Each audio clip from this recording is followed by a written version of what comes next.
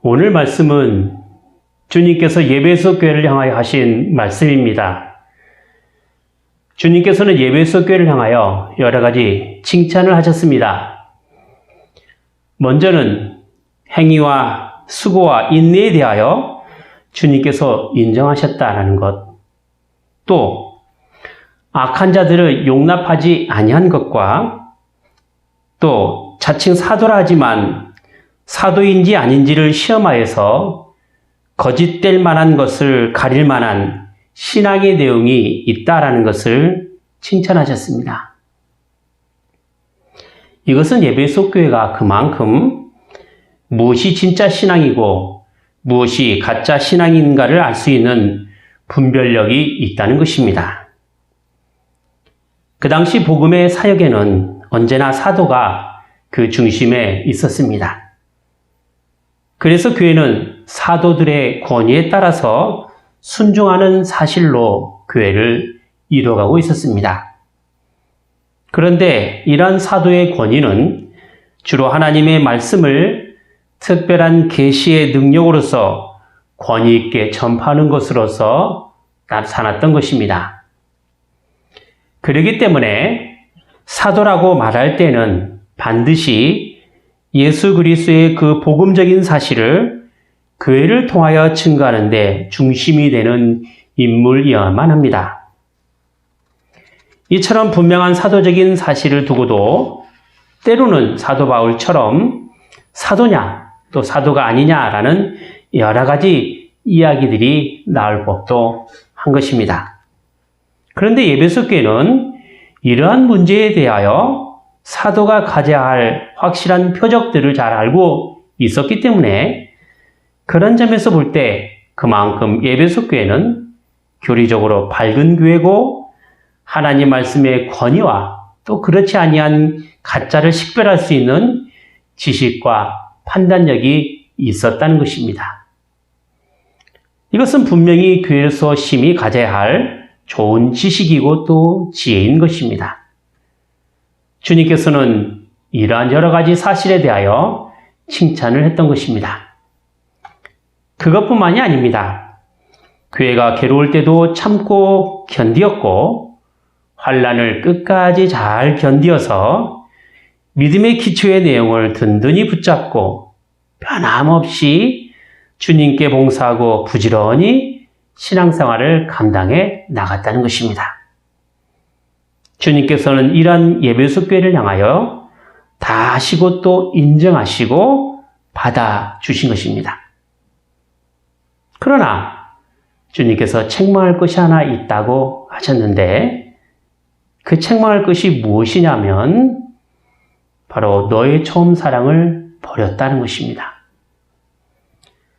교회가 처음 사랑을 버렸기 때문에 그 버린 사실을 회개치 아니하면 그 결과 어떻게 되느냐 하면 앞에서 말한 여러 가지 칭찬받을 만하고 또 인정할 만한 것이 있다 하더라도 내 촛대를 옮겨버리겠다는 것입니다.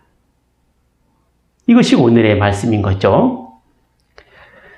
예배소 교회가 훌륭하게 지식이 있고 또 분별력이 있고 판단력을 가지고 있을지라도 만일 그 잃어버린 처음 사랑을 회복하지 아니한다면 내가 내게 임하여 내 촛대를 그 무서운 자리에서 옮기리라 하신 것입니다.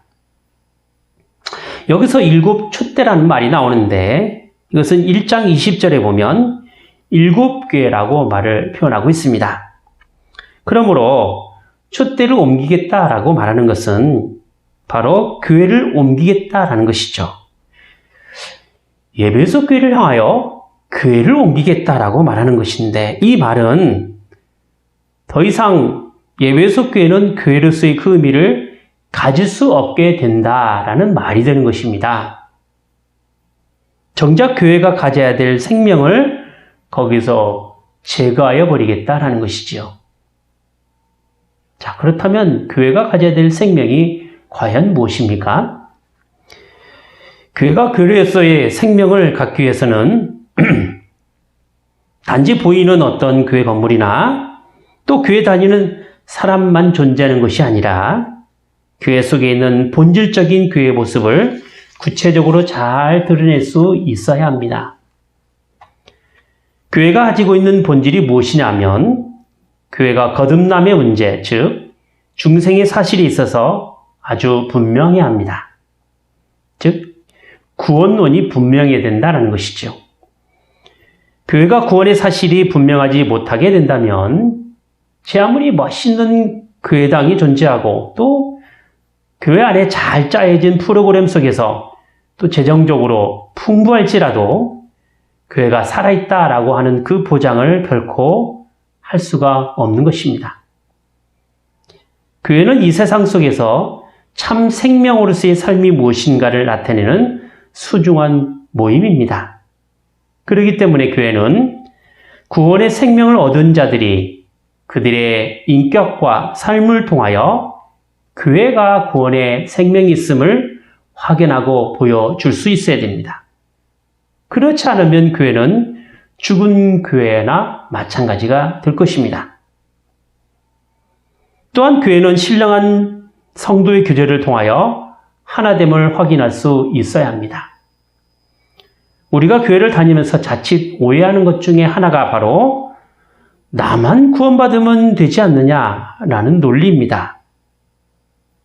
그러나 교회는 결코 개인 구원을 최종 목적으로 두지 않습니다. 교회가 믿음의 공동체고 또 신앙의 공동체다라고 말을 하는 것은 구원이 단지 개인에게만 속해 있는 것이 아니라 교회라는 전체 공동체를 통해서 나타내야만 하기 때문에 그렇습니다.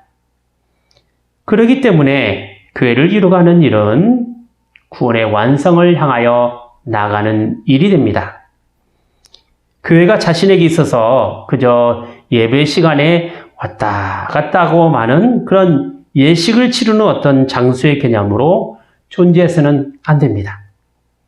자신의 구원을 이뤄가는 소중한 모임이라는 분명한 사실을 인식하게 된다면 우리의 영혼과 우리의 영원한 삶을 이뤄가는 신령한 모임이 될 것이고 또 거룩한 공동체가 될 것입니다.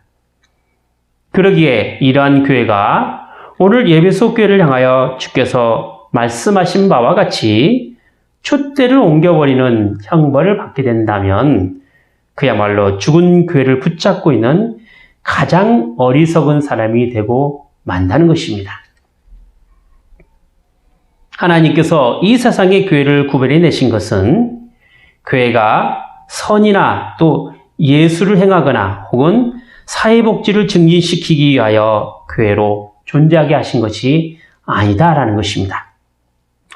물론 교회는 할 수만 있다고 한다면 소외되고 또 연약한 자들을 위하여 사회, 복지, 문화 같은 여러 관심을 가져야 될 필요성이 있습니다. 예수님께서도 가난한 자에게 복음을 전하셨습니다.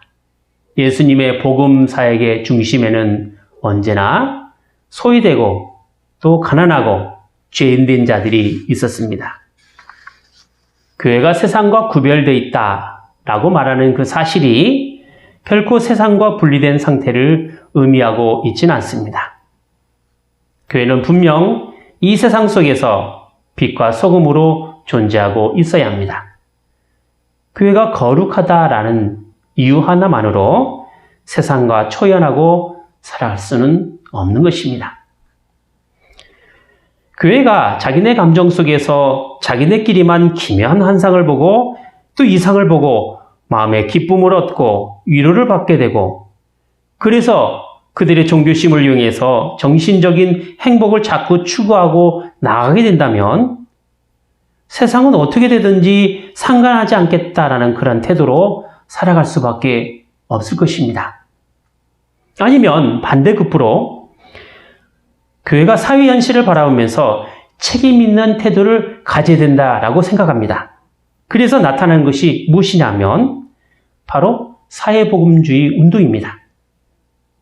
이렇게 교회는 두 가지 방향으로 극단적으로 나타나게 되는데 부한 종교 감정주의를 추구하는 그런 교회나 또 교회가 이 세상의 복리 증진을 위한 문화 운동의 한 부분으로서 책임을 가지고 가져야 된다라고 하는 그 주장으로 볼 때 왜 교회가 이렇게 양극단적으로 자꾸 나가게 되느냐 하면 바로 이런 것들이 기독교의 참된 구원의 생명을 잃어버린 까닭에 그렇습니다. 교회가 참된 생명을 나타내지 못한 까닭에 다른 방법으로 교회된 모습을 자꾸 보이다 보니까 이렇게 극단적인 모습을 나타나게 되는 것이죠. 그러나 교회가 거룩하다라고 말하는 것은 사회에 책임 있는 단체로 존재하는 것만을 이해하는 것이 아닙니다. 그렇다고 마냥 신비적인 종교적인 체험으로 세상과 단절된 상태로 존재하는 것도 또한 아닙니다. 교회라는 것은 이렇게 하고 또 저렇게 하는 소위 어떤 방법론에 따라서 거룩함이 나타내는 것이 아닙니다. 중요한 것은 교회된 우리가 과연 어디에 소속되어 있느냐, 어디에 속하 있느냐를 보는 데 있습니다. 요한일서 5장 19절에 보면 또 우리가 아는 것은 우리는 하나님께 속하고 온 세상은 악한 자 안에 처한 것이며 했습니다. 이 세상에 있는 악의 요소나 또 잘못된 것만 마귀에 속한 것이 아니다라는 거예요. 온 세상이 악한 자 안에 처해 있다라고 말을 했는데 그 말은 이 세상에 찬란한 문화, 훌륭하다고 하는 것, 잘했다고 하는 그 모든 것들을 다 포함해서 악한 자 안에 소속되어 있다라고 말을 하는 것입니다. 그렇기 때문에 이 세상은 자기가 좋든지 싫든지 간에 마귀에 속하여 있는 것입니다. 성경은 이 말을 세상 공중권세 잡은 자라고 표현을 하고 있는 것입니다. 그러나 우리는 어디에 속해 있습니까? 바로 우리는 하나님께 속해 있습니다. 교회가 하나님께 속해 있다라는 이야기입니다.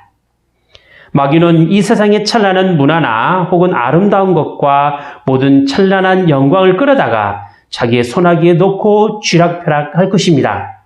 그러나 우리는 하나님께 속해 있기 때문에 마귀가 그렇게 하지 못하는 것입니다.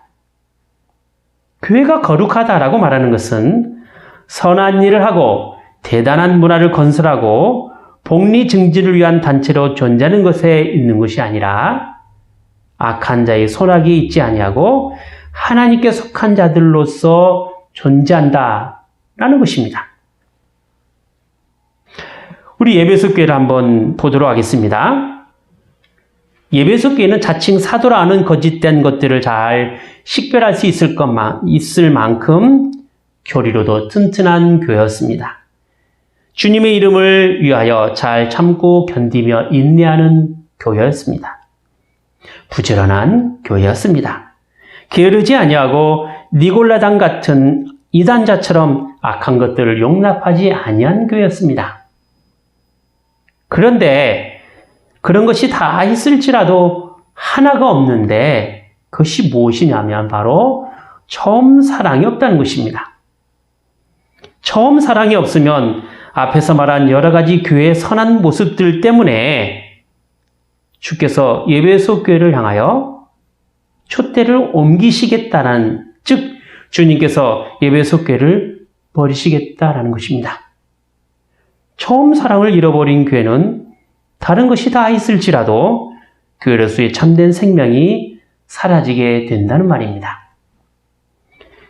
그러므로 처음 사랑을 잃어버린 에베소 교회에는 반드시 그 처음 사랑을 회복하라는 것입니다. 주님께서는 요한계시록을 통하여 7교회를 향하여 교회가 교회로서 가져야 할 여러 가지 생명에 대하여 말씀하실 때 가장 중요한 요소를 먼저 드러내셨는데 오늘 본문의 에베소 교회는 처음 사랑을 말씀하신 것입니다. 그런데 불행하게도 에베소 교회는 다른 것은 다 있는데 오직 하나 처음 사랑이 없었던 것입니다. 그렇다면 에베소 교회가 가져야 될 그 처음 사랑이란 과연 무엇이냐는 것이죠. 우리가 보통 사랑을 이야기할 때 뭐 그렇게 사용하긴 하지만 연인끼리 애틋한 사랑을 가지고 사랑이다라고 표현합니다. 그러나 성경에서는 사랑에 대해서 반드시 연인끼리의 그런 애틋한 사랑만을 사랑이라고 표현하고 있지 않습니다. 때로는 부모가 자식에게 베푸는 것도 사랑으로 표현하고 있고요. 친구 간의 우정도 진정한 사랑으로 표현하고 있습니다. 그리고 형제 간의 우애도 사랑이 되는 것입니다.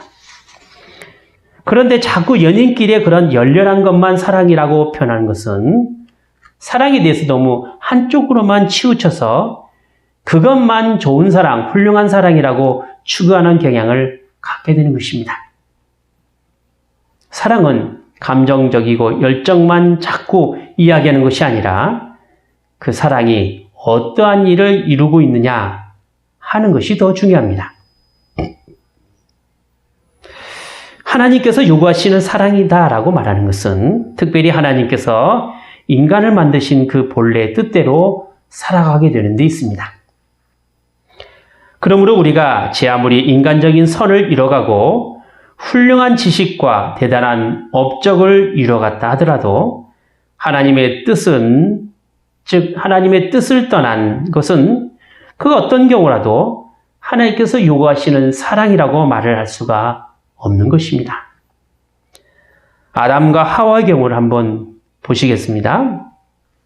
인간적으로 볼 때요, 하와가 얼마나 사랑스러웠으면 뻔히 죽을 줄 아는 선악과를 아담이 하와에게 받아서 먹었겠습니까? 아내에 대한 지극한 사랑, 죽음까지도 불사하겠다라는 그런 사랑으로 가게 된 것은 훌륭한 문학 작품이죠. 로미오와 줄리엣에서 나오는 그런 이야기 같지 않겠습니까? 하나님께서 먹지 말라고 한 것인데 저거 먹으면 필영 죽을 것인데 혼자 죽게 놔둘 수 없다라는 애틋한 러브 스토리 같지 않습니까? 이게 세상적인 사랑의 모습이라고 말할 수 있어요. 하지만 이렇게 함께 죽음으로 가게 되는 것이 하나님께서 보실 때 과연 정당한 것이냐라는 것입니다. 그렇게 아내인 하와가 하나님을 배신하고 뱀 편에 선다고 남편인 아담도 그렇게 사랑이란 명목으로 따라가야만 하느냐, 그것이 정말 사랑이냐라는 것을 우리가 생각해 볼 필요가 있습니다. 우리가 사랑이라는 것을 생각할 때는 덮어놓고 따라가는 것만 사랑이라고 말하는 것이 아닙니다. 또 정에 겨워서 어쩔 줄 모르고 하는 게 진정한 사랑이냐라고 말할 때 정말 중요한 것은 어떤 것이 하나님 앞에서 정당한 것인가라는 것입니다. 아무리 사랑이라는 것이 멋져 보이고 훌륭한 문학 작품 같은 사랑의 모습을 가지고 있다 하더라도 하나님의 정당한 방법을 저버리는 그것은 사랑이 아닙니다. 아담과 하와가 하나님께로 받던 그런 심판 같은 저주가 되는 것이죠. 사랑함으로 다 같은 복된 위치로 하나님께서 기뻐하실 자리로 올 수만 있다면 그것이야말로 감사한 일이요 또 좋은 일이겠지만 사랑을 미끼로 하거나 사랑을 조건으로 하여 타락한 길로 걷게 된다면 그것은 하나님께서 기뻐하실 사랑의 모습이 아니다라는 것입니다. 부모와 자식 간의 사랑의 문제든지 혹은 연인끼리의 열렬한 사랑의 문제든지 친구끼리의 우정이든지 형제끼리의 우애를 가지는 문제든지 간에 언제나 성경에서 제시하고 있는 것은 바로 주 안에서입니다. 아무리 사랑이라고 말을 하더라도 그 사랑이라는 것이 거룩한 하나님의 뜻과 그 거룩한 교통을 이뤄가는 데 있어서 조금이라도 소홀히 되거나 또 멀리하는 것은 절대로 부당한 것이다 라고 성경이 우리에게 가르치고 있는 것입니다. 그렇기 때문에 주 안에서의 삶도 이루어지지 않으면서 내가 사랑했으니까 그것을 가지고 무슨 유익을 구하거나 또 마음의 위로나 그 사랑에 대한 정당한 평가를 자꾸 기대하려고 해서는 안 된다는 것입니다. 신앙은 삶의 기준이 내가 아니라 하나님입니다.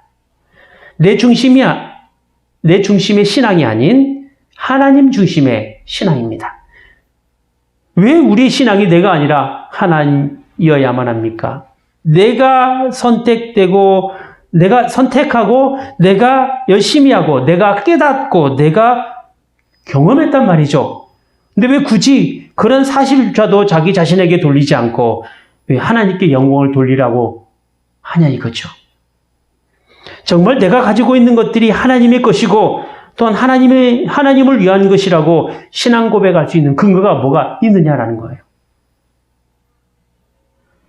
하지만 솔직히 우리가 하나님 앞에서 뭐 잘난 것이 있는가 한번 생각해 보시기 바랍니다. 있습니까? 하나님께서 우리의 어떤 것을 보아서 우리를 부르시고 우리를 만나주시고 우리에게 구원의 풍성한 삶을 누릴 수 있게 하시냐 이거죠. 조금이라도 우리 자신의 행적이나 우리 자신의 수고에 대하여 하나님께 향한 그 어떤 보상의 심리나 또 자기 자랑을 가지고 있는 것이라고 한다면 우리는 아직도 자신만을 위한 종교를 섬기고 있는 것입니다. 하나님께서 교회된 우리를 그렇게 부르지 않았습니다. 주님의 은혜를 누린다라고 말하는 것은 자기 자랑에 있는 것이 아닙니다. 하나님 자랑에 있습니다. 아무도 할 수 없고 죄로 말미암아 죽을 수밖에 없는 연약하고 죄인된 인생을 사랑하시고 아끼어서 그 죽음으로부터 우리를 구해내시기 위하여 당신의 아들이신 예수님을 기꺼이 십자가로 희생케 하신 크신 사랑을 자랑하려는 데 있습니다. 우리가 살아가는 삶의 하나하나가 도무지 하나님의 은혜가 없이는 살 수 없다라는 그런 고백을 하는 것에 있습니다. 비록 우리가 아직도 연약하고 아직도 죄인된 삶에서 벗어나지 못하는 정말 매우 어리석은 사람이긴 하지만 하나님께서는 우리의 과거 행함이나 우리의 어떤 경력을 가지고 우리를 평가하지 아니하시고 무조건적인 사랑하심으로 우리의 삶을 인도하시고 책임져 주시는 것입니다. 우리는 그 하나님을 경배하고 그 하나님을 찬양하는 것입니다. 하나님의 사랑하심이 이렇게 큰데 우리가 기껏 처음 사랑을 생각할 때 아까 말했던 그런 인간적인 혹은 열정적인 사랑만으로 이야기를 한다면 그것이 하나님께서 인정하시는 사랑이겠느냐 하는 거예요. 오늘 말씀에서 처음 사랑이라고 말할 때 그 사랑이라는 것은 인간적인 사랑이 아닙니다. 이것이야말로 하나님께서 요구하시는 사랑이다 라는 것을 알아볼 수 있는 분명한 사랑의 표현을 성경에서 많이 이야기하고 있지 않습니까? 우리는 그 대표적인 것으로 고린도전서 13장에 나타난 사랑의 표현을 잘 알 수가 있습니다. 방언을 말하거나 예언을 하거나 혹은 풍성한 지식과 또 산을 옮길 만한 믿음을 가지고 있을지라도 사랑이 없다면 무엇에 불과한다고 했어요? 올리는 꽹가리가 된다. 아무 유익이 없다. 라고 말하지 않습니까? 교회 안에서 우리가 진정으로 가져야 할 사랑은 단순히 하나의 모습으로 나타나는 것이 아니지 않습니까? 여러 색깔의 사랑의 모습으로 우리는 나타납니다. 그래서 고린도전서 13장에 사랑의 표현을 이렇게 하지 않습니까? 사랑은 언제나 오래 참고 온유하고 시기하는 자가 되지 않고 교만하지 않고 자랑도 않습니다. 사랑은 무례히 행치 아니하고 자기의 유익을 구치 아니하고 성내지 아니하고 악한 것을 생각지 아니하고 불의를 기뻐하지 아니하고 진리와 함께 기뻐하고 모든 것을 참으며 모든 것을 믿으며 모든 것을 바라며 모든 것을 견딥니다. 그게 사랑입니다. 사랑은 이렇게 여러 가지 그리스도의 인격으로 잘 나타나기 때문에 우리는 교회 안에서 나타내려는 은사를 이런 그리스도의 인격인 사랑으로 자꾸 확인해 가야만 합니다. 사랑이라는 것은 교회 안에 있어서 교회가 교되게 하는 데 있어서 반드시 있어야 할 중요한 생명의 요소입니다. 에베소 교회가 그런 사랑을 잃어버렸으니까 악한 것을 구별하는 은사, 게으르지 않고 부지런한 은사 다 소용이 없게 된다라는 거예요.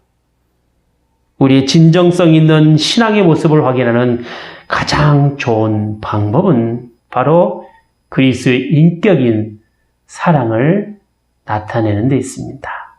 왜냐하면 하나님은 사랑이시기 때문에 그렇습니다.